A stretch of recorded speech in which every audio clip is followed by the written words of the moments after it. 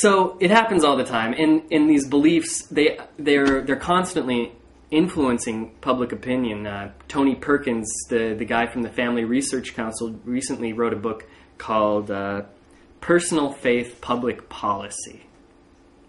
Breaking down the separation between church and state, and that's where these idiot Palinites in that part of the Republican Party want to go.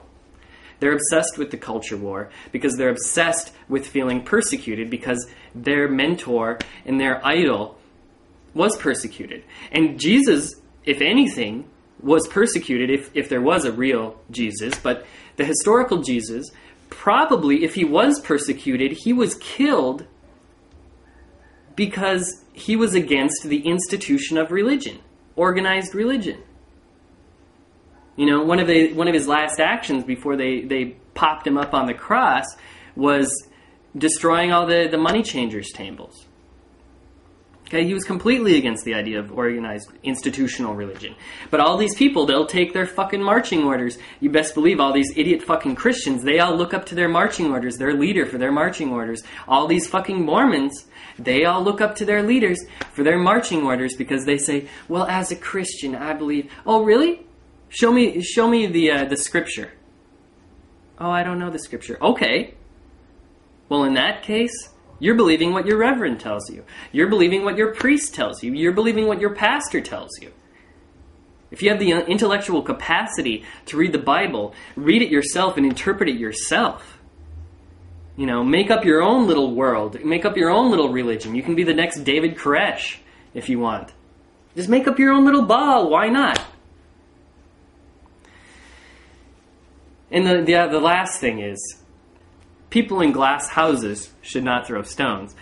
And Mormons, if you are saying that public policy should be affected based upon your personal beliefs as a Mormon, and your Mormon personal beliefs come from the idea that a guy named Joseph Smith went to a hill and dug some golden plates that were written in ancient Reformed Egyptian, a language that doesn't fucking exist, and then put them into a top hat and looked through a fucking stone with a hole in it and read it verbatim, and somebody wrote it down, dictated it, and that's how the Mormon Bible was written. Okay? If you're saying, yo, my personal beliefs as a Mormon is that gay people shouldn't be married, then your fucking personal beliefs that the golden plates exist should also be questioned. You ever think of that? Last thing I'll leave you with is a little bit of tax code for you guys to think about. This is from the Internal Revenue Service in relation to 501c3 organizations. And it says, in general, no organization, including a church, may qualify for IRC Section 501c3 status if a substantial part of its activities is attempting to influence legislation commonly known as lobbying.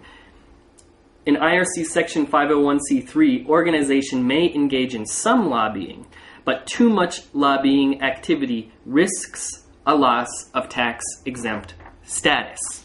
So how much is too much lobbying, Mormons? Is $22 million into an ad campaign too much lobbying? Is it?